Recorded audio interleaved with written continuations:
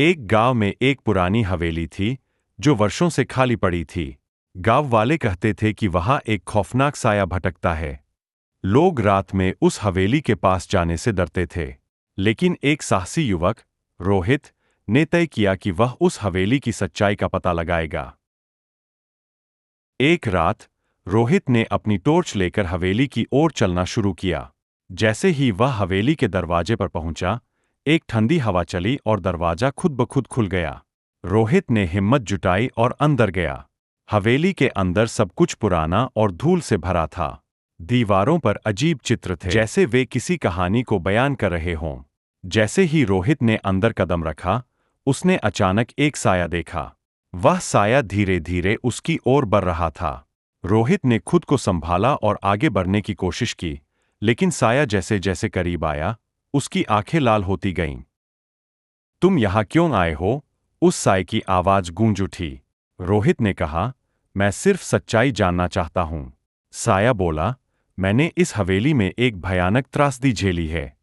मुझे यहां मरने नहीं दिया गया, और अब मैं हर किसी को अपनी किस्मत से जोड़ता हूं। उसकी बात सुनकर रोहित के हाथ पैर फूल गए। साया उसके करीब आया और बोला, तुम्हारी किस्मत अब मेरी है। फिर साया एक भयानक चीख के साथ रोहित पर झपटा। रोहित ने भागने की कोशिश की, लेकिन दरवाजा अचानक बंद हो गया। उसकी चीखें हवेली में गूंजने लगीं, लेकिन कोई सुनने वाला नहीं था। अगली सुबह गांव वालों ने देखा कि हवेली के पास एक नया दरवाजा खुला था, लेकिन रोहित का कहीं पता नहीं था।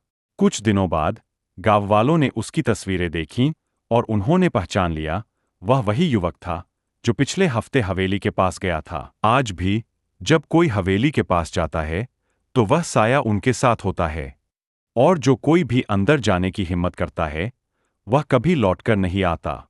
यह कहानी इस बात की याद दिलाती है कि कुछ रहस्यों को कभी नहीं छेड़ना चाहिए। धन्यवाद।